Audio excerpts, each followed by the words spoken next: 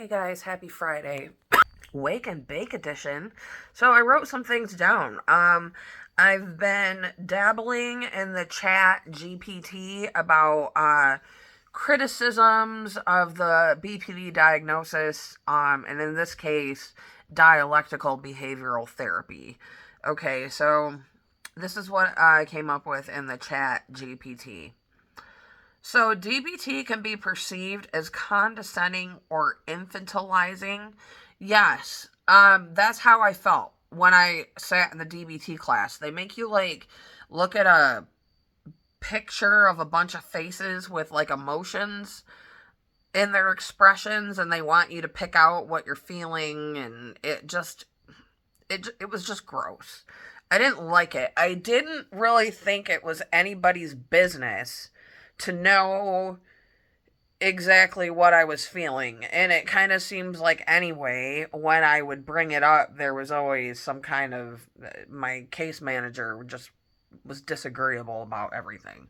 Um, DBT can also be patronizing because it's the emphasis on focusing on these skills when really it's just basic life skills. I used to say when I was in DBT that they treat you like you're a drooling idiot. Like you're mentally ill, so you're drooling at the mouth, you know?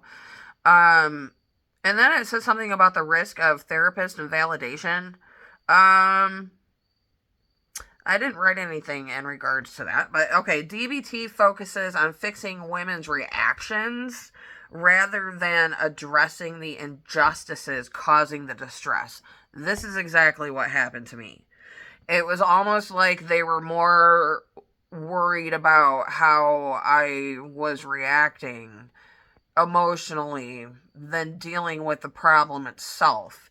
Because what they would say was, well, you need to practice mindfulness. You know, don't. Every time I would try to work through something in the past, they'd be like, well, you need to practice mindfulness and focus on the now. So there was no working on trauma, which I had at the time. Um, there was no trauma therapy. Okay. Okay, and then let's talk about radical acceptance, because this played into my life too. Radical acceptance as compliance training.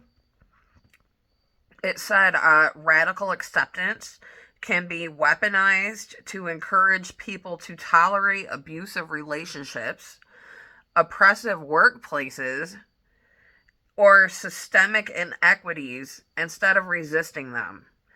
And that's exactly what happened to me. Like, I was in an abusive relationship, and instead of like being encouraged to leave that, I was just categorized as one of those people who was in an abusive relationship. There was no working through it, and half the time she sided with him anyway. Um, so the last thing I wrote was over emphasis on compliance. Good patients are those who follow the rules without questioning them. That is exactly what happened to me.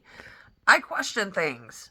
I always ask questions, and it gets me in trouble almost every single time. People don't like questions. And the mental health system, they act like they're unquestionable. So I guess that's all I have. If I come up with anything else, I'll write some things down and hop back on here. But I hope you guys have a wonderful weekend, and I'll see you soon. Bye.